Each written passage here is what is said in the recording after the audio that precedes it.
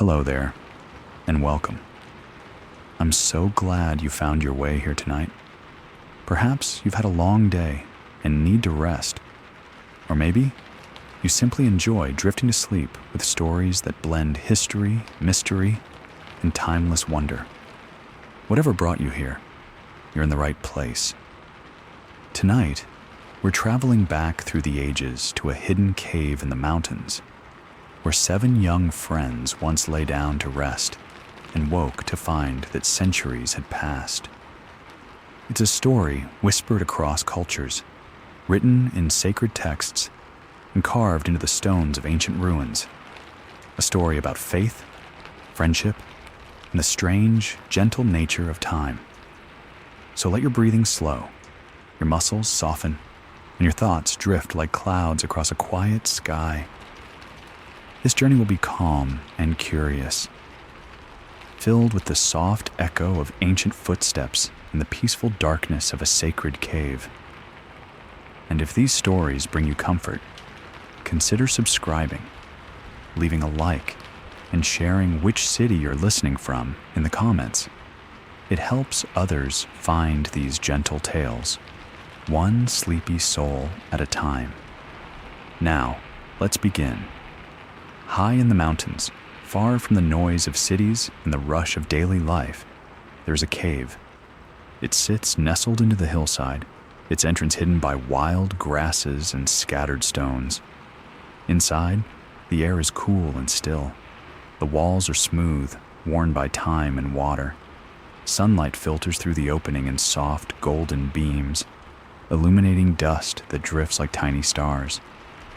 It is a quiet place, a place where time seems to move more slowly, where the world outside feels distant and unimportant. According to legend, this cave once sheltered 7 young friends who sought refuge from a world that had turned against them. They were faithful, brave, and tired of pretending, tired of hiding, tired of living in fear. So they climbed into the mountains, found this cave, and decided to rest. They lay down on the cool stone floor, pulled their cloaks around them, and closed their eyes. And they slept, not for a night, not for a week, but for centuries. This is the story of the 7 Sleepers, a tale that appears in multiple religious traditions, each telling it slightly differently, but all agreeing on the essential mystery. 7 young people fell asleep in a cave and woke to discover that the entire world had changed. The story begins in the 3rd century, during the reign of the Roman Emperor Decius, a ruler known for his persecution of Christians. At that time, the Roman Empire was vast and powerful, stretching from Britain to the deserts of North Africa, from Spain to the edges of Persia. Its roads connected distant provinces, its legions maintained order, and its culture dominated the known world. But within this empire, a new faith was growing, one that refused to worship the emperor as a god, one that spoke of a single divine power and a kingdom not of this world. Christianity was still young, still spreading quietly through cities and villages, carried by travelers, merchants, and missionaries. In marketplaces and homes, in secret gatherings at dawn or dusk, believers would share bread, sing hymns, and tell stories of a teacher from Nazareth who spoke of love, forgiveness, and eternal life. But Emperor Decius saw this growing movement as a threat to Roman unity and tradition. He issued decrees demanding that all citizens perform sacrifices to the Roman gods and swear loyalty to the emperor as a divine being. Those who refused faced imprisonment, torture, or death. In the city of Ephesus, a bustling port on the western coast of what is now Turkey, 7 young men found themselves caught in this storm. They were from noble families, educated, respected. Their names, according to various traditions, were Maximilian, Malchus, Marcian, Denis, John, Serapion, and Constantine, though different versions of the story sometimes offer different names. What matters is not their individual identities, but their collective choice, the decision they made together. They were friends, bound by more than just shared circumstances. They had grown up together, studied together, prayed together. They trusted one another completely. And when the emperor's orders reached Ephesus, these 7 friends knew they had a choice: obey and to betray their beliefs, or refuse and face execution. They chose a third path. They chose to flee. Under cover of darkness, the 7 young men left the city. They moved quietly through the streets, slipping past guards and sleeping households. They climbed into the mountains, following narrow trails through forests and rocky slopes. The night was cool, the stars bright overhead. They carried little with them, just cloaks, a small amount of food, and the hope that they might find safety in the wilderness. Eventually, they discovered a cave, deep and sheltered, hidden from view by overhanging rocks and thick vegetation. It was cool inside, peaceful. The sound of the wind outside was muffled, distant, like a lullaby sung through stone walls. Exhausted and afraid, they sat together in the dim light filtering through the cave's entrance. They prayed. They talked quietly about their families, their city, the lives they had left behind. One of them had a younger sister he would never see grow up. Another had parents who would wonder what happened to their son.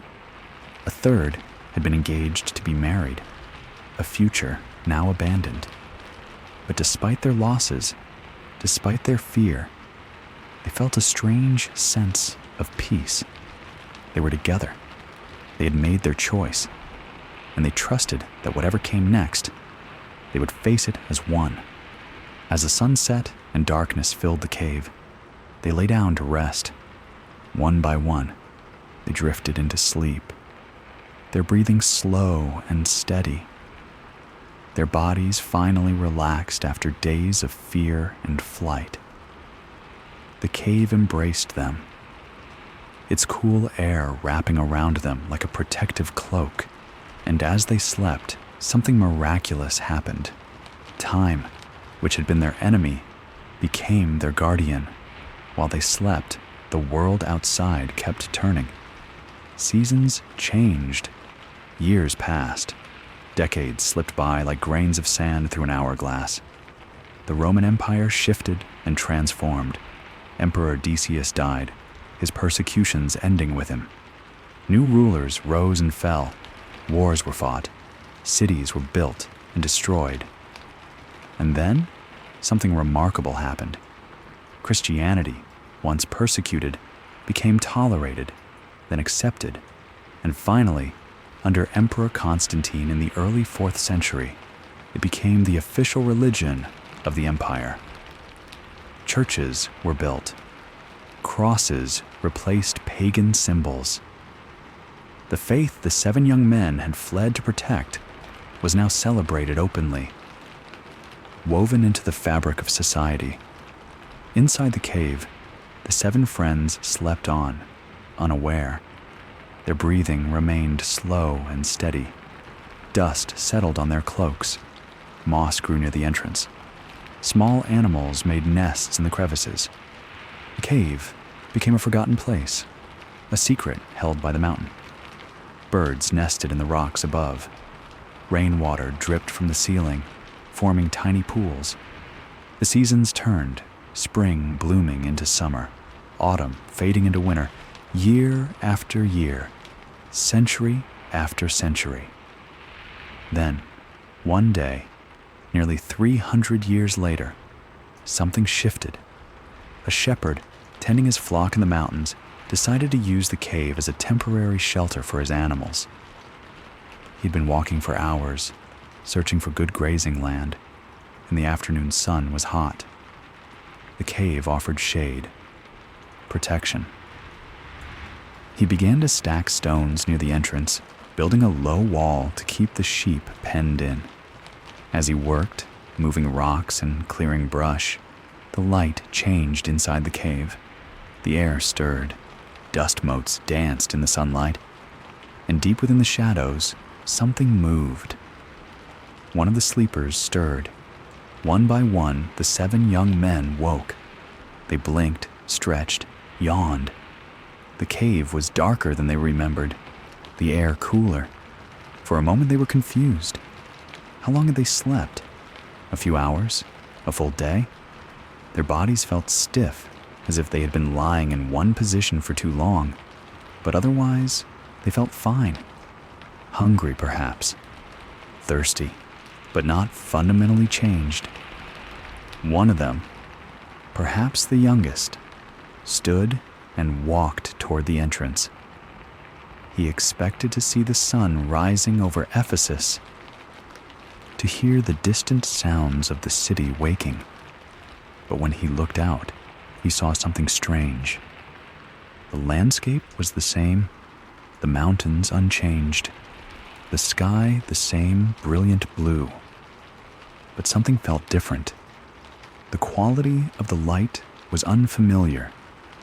The air smelled different, cleaner somehow, as if a storm had passed through and washed everything clean. Hungry and disoriented, the group decided to send one of their number back into the city to buy food. They pooled together the coins they had, old Roman currency, stamped with the face of Emperor Decius. The young man wrapped his cloak around him, tucked the coins into a pouch, and set off down the mountain path. His friends watched him go, then settled back into the cave to wait, still tired, still not quite understanding what had happened. But the young man found when he reached the city left him speechless. Ephesus had changed. The walls were in different places. Buildings, he remembered, were gone, replaced by new structures made of stone and brick instead of wood and plaster. The streets were laid out differently, wider in some places, narrower in others. And everywhere, carved into walls and doorways, painted on signs and banners, etched into the very stones of the buildings, was the symbol of the cross. The faith his friends had fled to protect was now openly displayed, celebrated, woven into every corner of the city. He walked through the streets in a daze, staring at everything, trying to make sense of what he was seeing. The people looked different too. Their clothes were styled differently. Their speech, though still recognizable, had shifted. The accent and vocabulary subtly changed. It was like walking through a dream where everything was almost right, but not quite. Confused and increasingly frightened, he approached a bread seller and offered his coins. The merchant looked at the money, then at the young man, suspicion dawning in his eyes. The coins were ancient, centuries old, worn smooth by time. No one used currency like that anymore. The designs were archaic, the emperor's face unfamiliar. The merchant called for the city guards, thinking the young man had stolen treasure from an old tomb. A crowd gathered.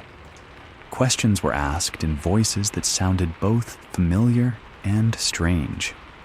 The young man, bewildered and frightened, tried to explain. He and his friends had fled the city just yesterday, or so he thought, during the persecutions of Emperor Decius.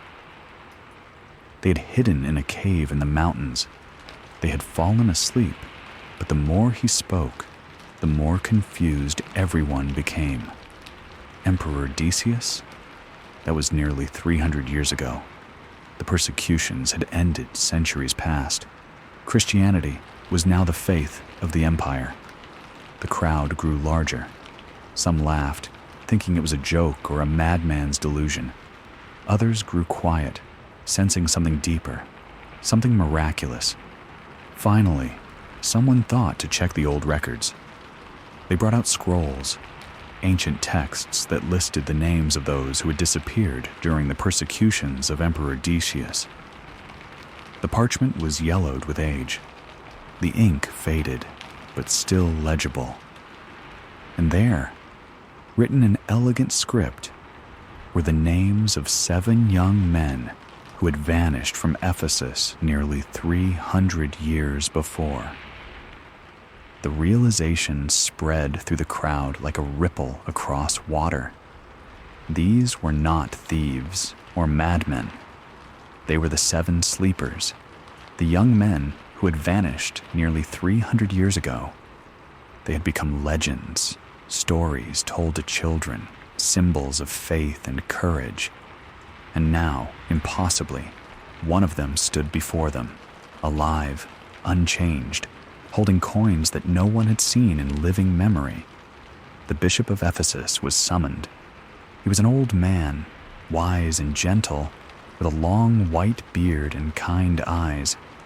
When he heard the news, he wept. He climbed the mountain with a procession of priests, officials, and curious citizens. They walked slowly, reverently, as if approaching a holy place. When they reached the cave, they found the other 6, still confused, still trying to understand what had happened. The bishop knelt before them, tears streaming down his face, and explained gently that the world had changed, that centuries had passed, that the faith they had protected was now safe, celebrated, honored throughout the empire. The 7 young men listened in silence. They looked at each other, at their unchanged hands, at the cave that had sheltered them. Time had passed around them, but not through them. They had stepped outside the normal flow of hours and days and emerged into a different age. According to the legend, they did not live long after waking. Some versions say they died soon after, peacefully, their purpose fulfilled. Others say they returned to the cave and fell asleep once more, never to wake again. Their bodies, so the stories claim, were buried in the cave, and the entrance was sealed with stones and prayers. A church was built nearby, and the site became a place of pilgrimage. But the story did not end there. It spread. In Christianity, the tale of the 7 sleepers became a symbol of resurrection, of faith rewarded, of God's protection over those who trust in divine mercy. Churches were built near caves believed to be the site of the miracle.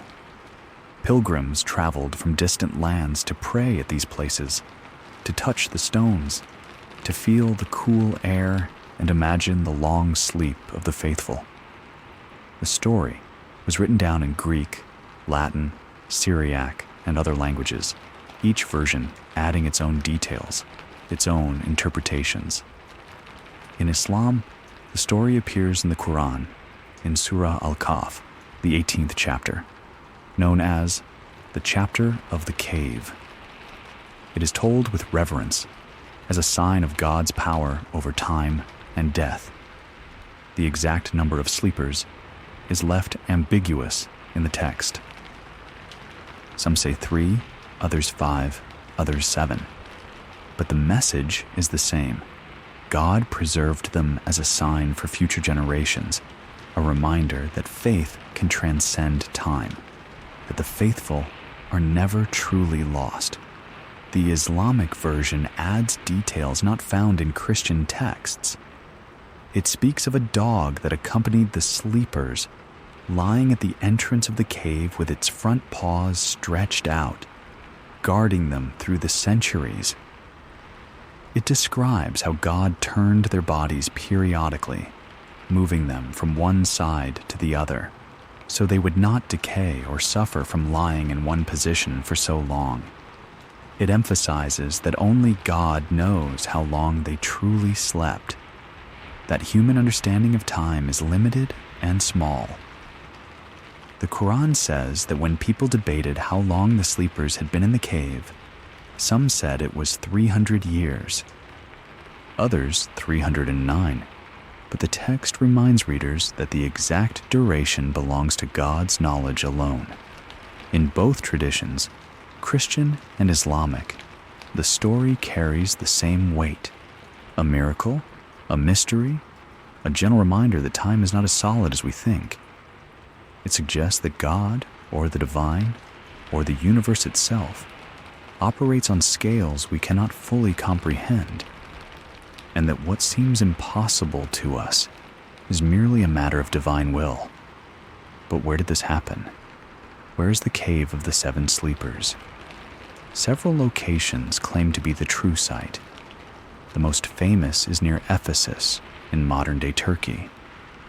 On a hillside not far from the ancient ruins of the city, there is a cave and a small church built into the rock. The site has been a place of pilgrimage for centuries, visited by Christians and Muslims alike. Excavations have uncovered graves, inscriptions, and evidence of ancient worship, though whether these belong to the legendary sleepers remains uncertain. Another site is in Tarsus, also in Turkey, where a cave complex is associated with the story. And yet another is in Jordan, near the town of Amman, where a Roman-era cemetery and cave system, known as the Cave of the 7 Sleepers, has been identified by some scholars as a possible location. Archaeological work at the Jordanian site has revealed evidence of Christian and Islamic worship dating back to the Byzantine period, suggesting that people have believed in the sanctity of this place for well over 1,000 years. The truth is, we may never know for certain where, or even if, the story truly happened. But perhaps that is not the point. Perhaps the cave is not a place on a map, but a space within the story itself, a metaphor for rest, for faith, for the suspension of time. The cave becomes every quiet refuge, every moment of retreat, every place where we close our eyes and trust that we will wake to a better world. Let's pause for a moment and think about time. We measure it carefully: seconds, minutes, hours, days. We wear it on our wrists, check it on our phones, organize our lives around it. But time is strange. It does not flow evenly. An hour of boredom drags on endlessly, while an hour of joy passes in a blink. A child's summer feels infinite, but an adult's year rushes by.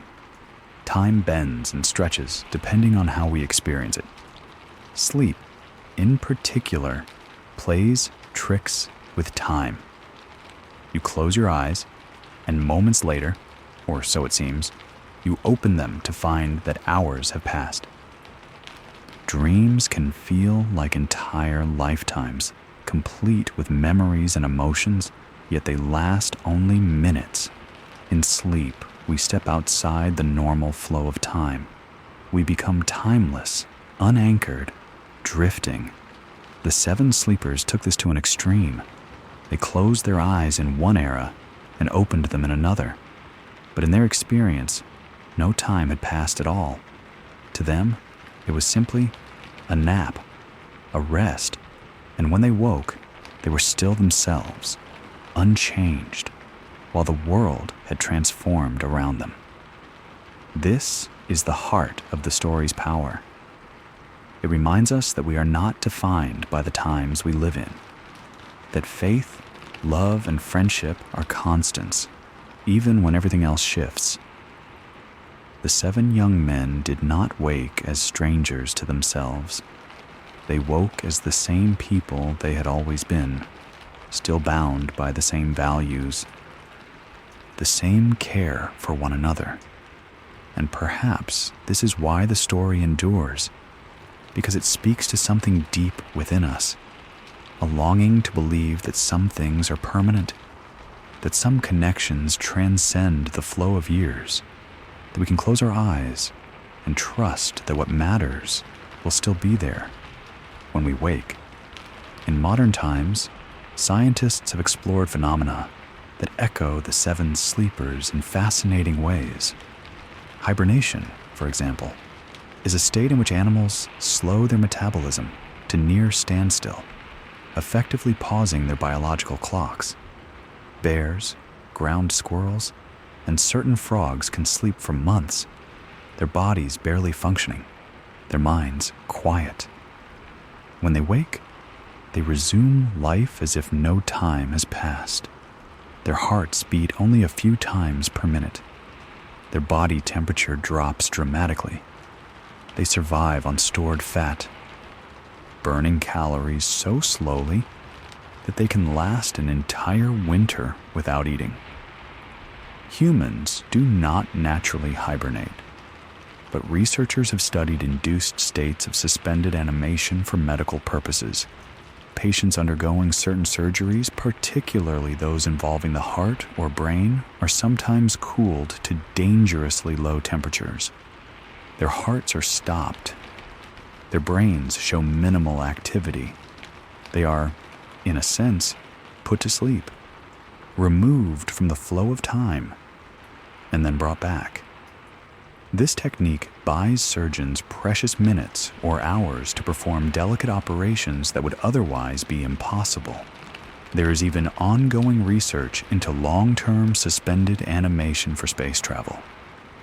If humanity is ever to reach distant stars, astronauts may need to sleep for decades or centuries, their bodies preserved in cryogenic chambers, their minds dreaming or silent, waking only when they reach their destination.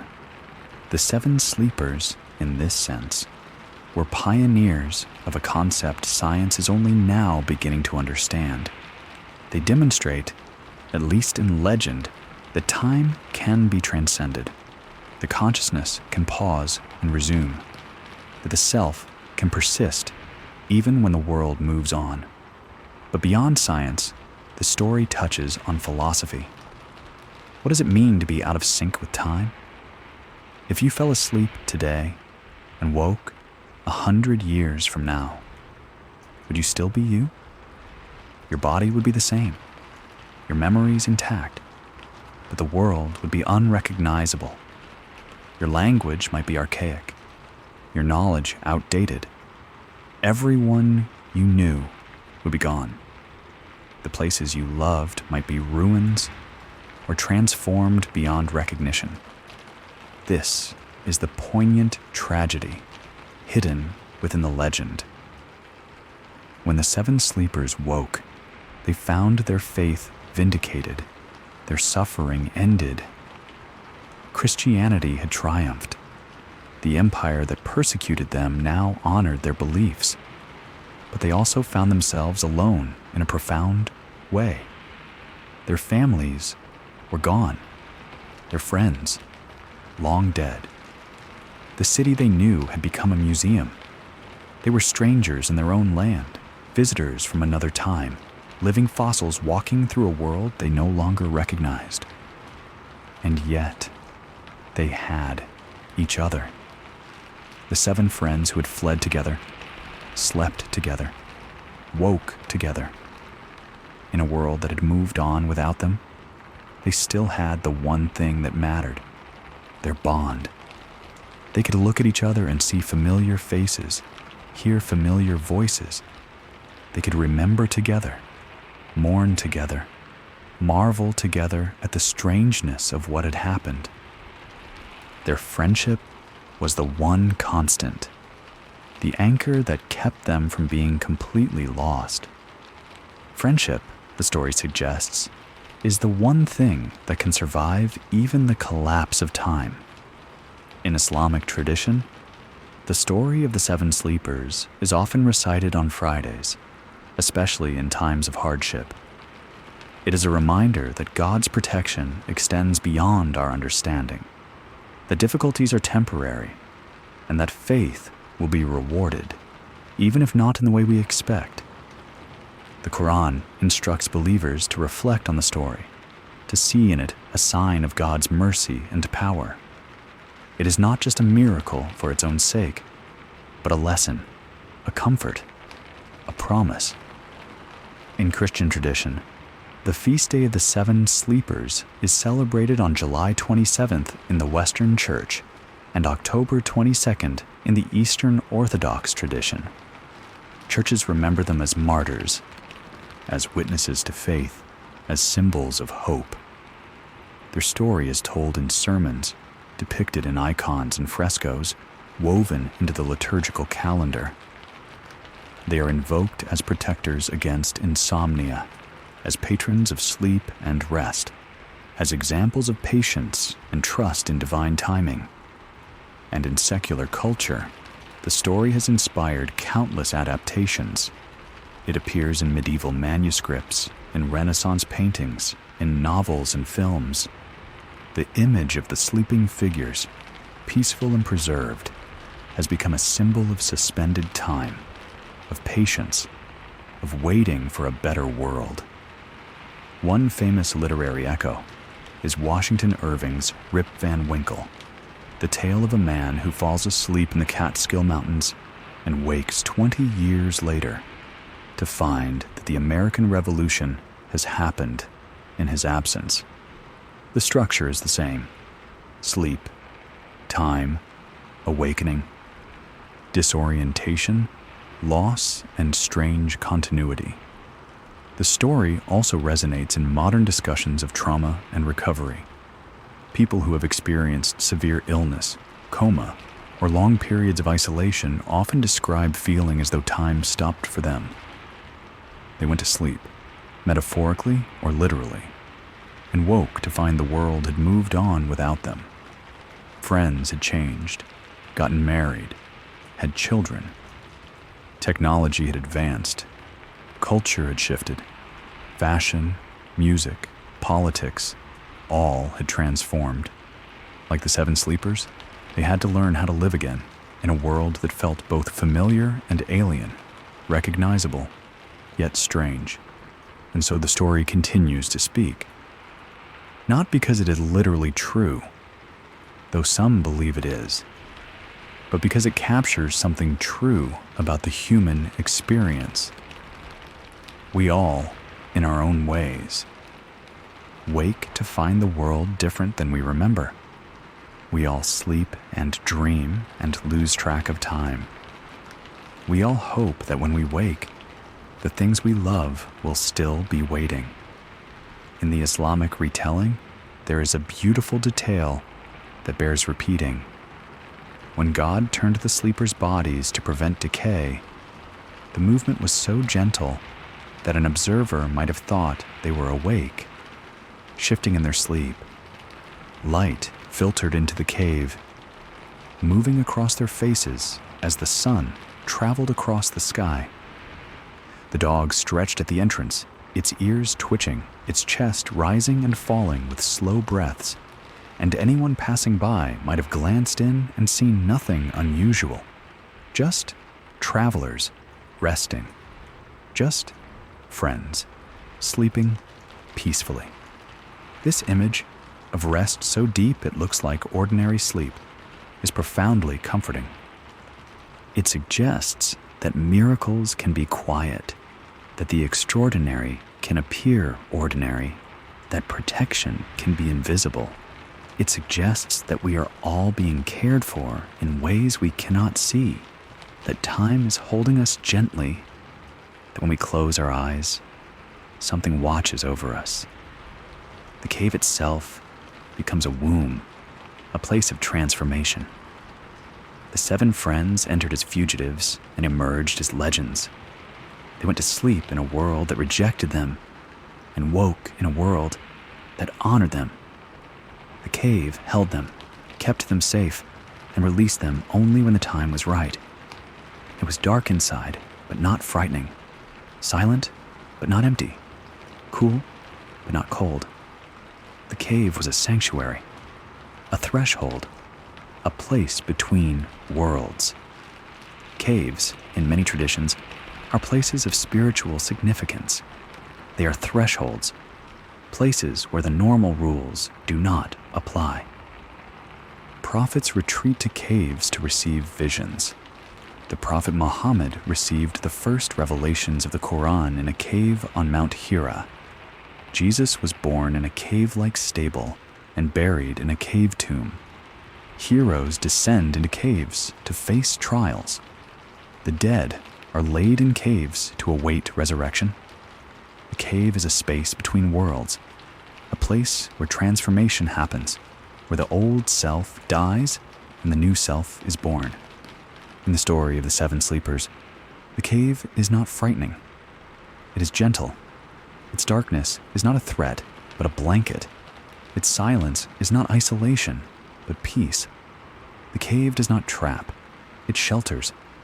And when the time comes to leave, it releases without hesitation. The cave is a mother, holding her children while they sleep, keeping them warm and safe until morning comes. This is the kind of rest the story offers. Not the anxious, restless sleep of worry, but the deep, trusting sleep of safety. The sleep of those who know they are protected, who believe that when they wake, all will be well. It is the sleep of children who close their eyes in complete trust, knowing their parents are watching over them. It is the sleep of faith, which lets go of control and surrenders to something larger. And in a way, this is the gift of the story to us, here and now. It invites us to rest, to let go of the fear that the world will collapse while we sleep, to trust that time, however strange and slippery, will carry us forward, to believe that when we wake, whether after a nap or a long night, we will still be ourselves, still connected to what matters, still held by the same invisible hands that held the 7 sleepers. The 7 sleepers closed their eyes in darkness and woke in light. They slept through persecution and woke to peace. They let go of control and were carried safely through centuries. And though their story is old, its message is timeless. Rest, it says. You are safe. Time will do what it does, but you will endure. Sleep now, and trust that when you wake, you will find your way. And so, as we close this story and the quiet of the night deepens around you, let yourself drift like the 7 sleepers. Let your breath slow, your body soften, your thoughts settle. You are safe here, held by the same gentle forces that held them. The world will keep turning while you rest. And when you wake, you will still be you, still connected to what you love, still part of the great, mysterious flow of time.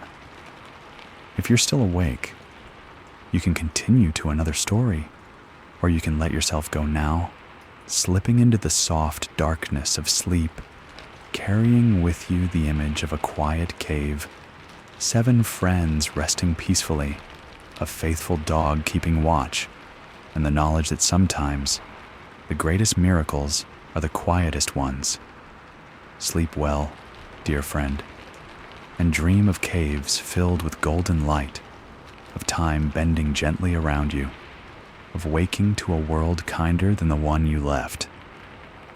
Remember to subscribe, like this video, and share your city in the comments so we can continue these journeys together, one sleepy soul at a time. Good night.